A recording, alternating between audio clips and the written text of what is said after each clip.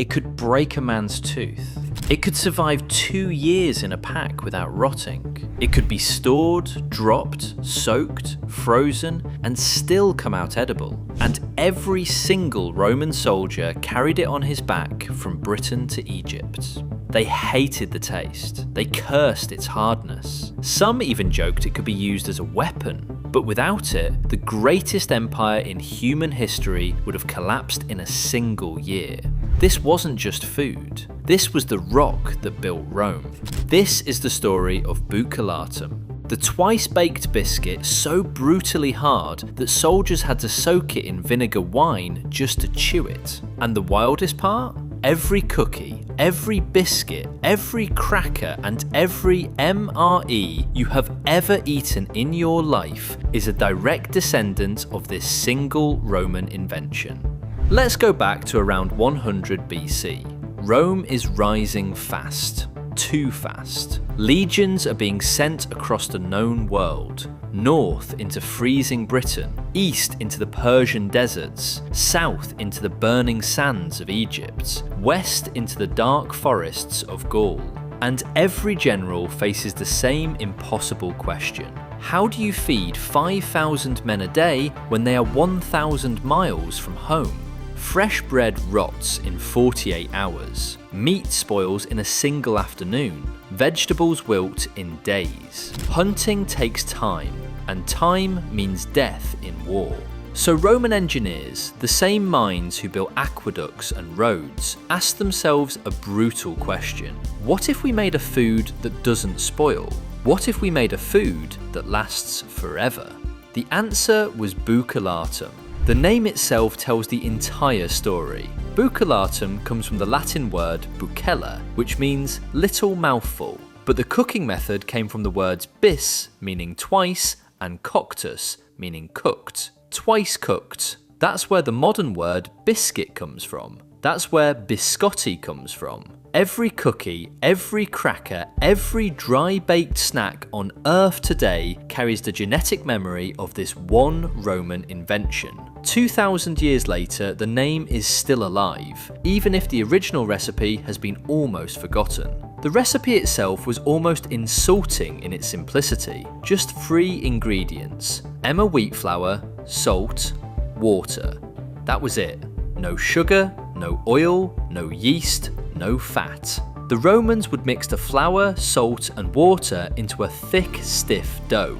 Then they would shape it into small, flat cakes or rectangular blocks. Then came the genius part, the first baking. The dough was placed in a stone oven and baked until the bread formed a hard crust on the outside. But they didn't stop there. They let it cool.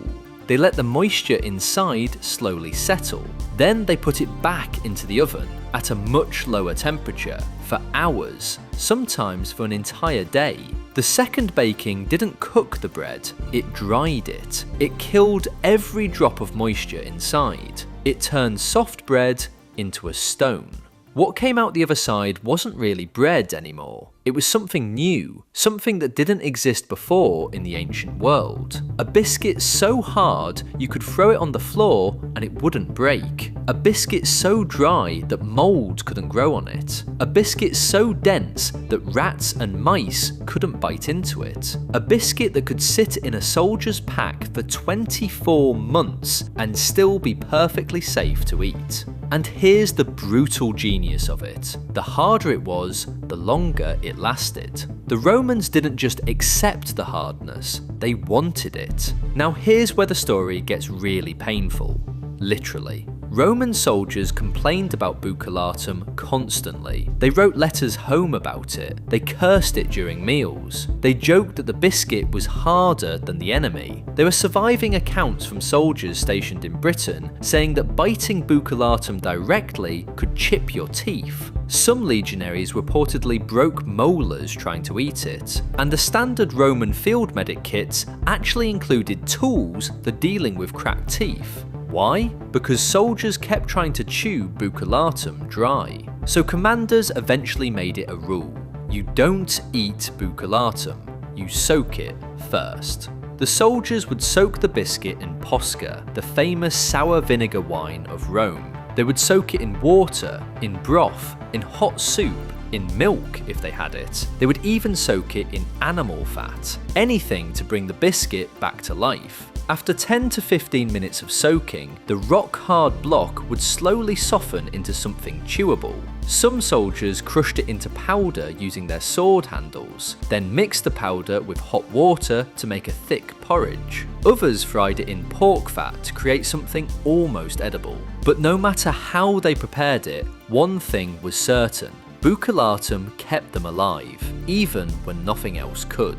And here's the part most history books miss. The Roman army didn't just give Bucellatum to soldiers as a side dish. It was the primary food source. Each Roman legionary received about 66 pounds of grain ration per month, and the majority of that grain was baked into Bucellatum. That's roughly 2 to 3 pounds of biscuit per day per soldier. Multiply that across 30 active legions during the reign of Emperor Trajan, and you get the math of madness. Over 1.5 million pounds of biscuit needed every single day across the empire. Imagine the bakeries.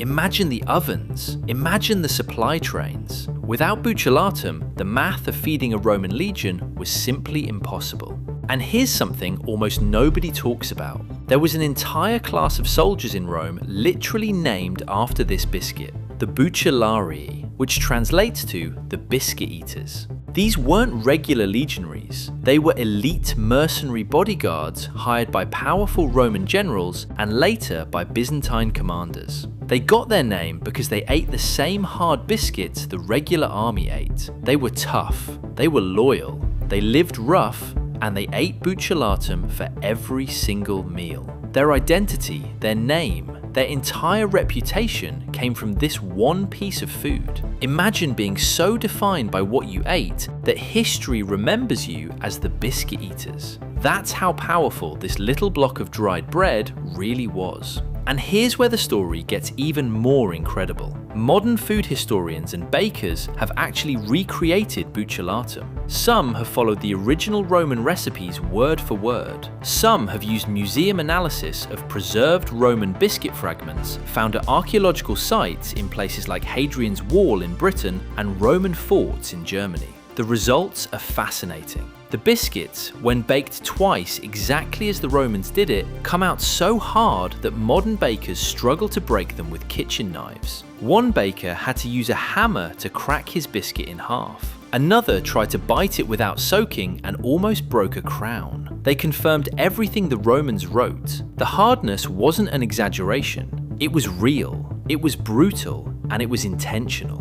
But the wildest part is what came after Rome. Bucellatum didn't die when the empire fell, it evolved. As Roman bakers spread across Europe and the Mediterranean, the recipe traveled with them. Byzantine soldiers ate a version of it for another 1,000 years. Medieval European armies copied the technique. Then came the Great Age of Sailing. Sailors needed food that could last for months on the open sea, so they revived the Roman idea. They called it ship's biscuit, or hardtack, the same twice-baked, rock-hard, mold-resistant block of bread that the Romans invented. It fed Christopher Columbus's crew on his voyage to America. It fed Magellan's men as they sailed around the world. It fed Vasco da Gama, Drake, and every great explorer for 400 years. Then came the wars. American Civil War soldiers ate hardtack daily. They called it tooth dullers and worm castles. They soaked it in coffee just to make it edible.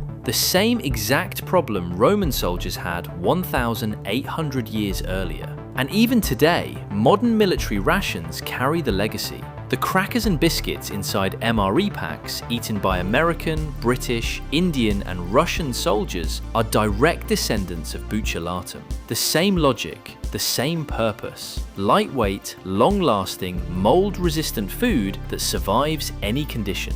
2,000 years of military history, one single biscuit at the start of it all. And here's something almost nobody knows. The Roman bakeries that produced Bucellatum, called Pistrina Militaria, were so advanced for their time that some of their ovens have survived to this day. Archaeologists have found enormous bakery ruins inside Roman fort sites. Some ovens were so large they could bake over 10,000 biscuits a day. They ran 24 hours a day in shifts, with slaves grinding flour, soldiers shaping dough, and bakers monitoring the second baking. It was the world's first industrial-scale food production system, 1800 years before factories existed. So the next time you eat a cookie, a cracker, a biscotti, or even a military ration cracker, remember this: you're not just eating a snack, you're eating a piece of Roman engineering. You're eating a survival tool that built an empire. You're eating the same food that fed legions across deserts, frozen mountains, and endless forests. The Romans didn't just conquer the world with swords and shields. They conquered it with a biscuit so hard it could break your tooth, but strong enough to keep you alive. Twice baked, almost indestructible, almost inedible, and yet the rock that built Rome. If this story amazed you, hit that subscribe button and join the Alternate Past family for more forgotten history like this. And tell me in the comments, could you eat Bucellatum every single day for 25 years like a Roman soldier? Yes or no?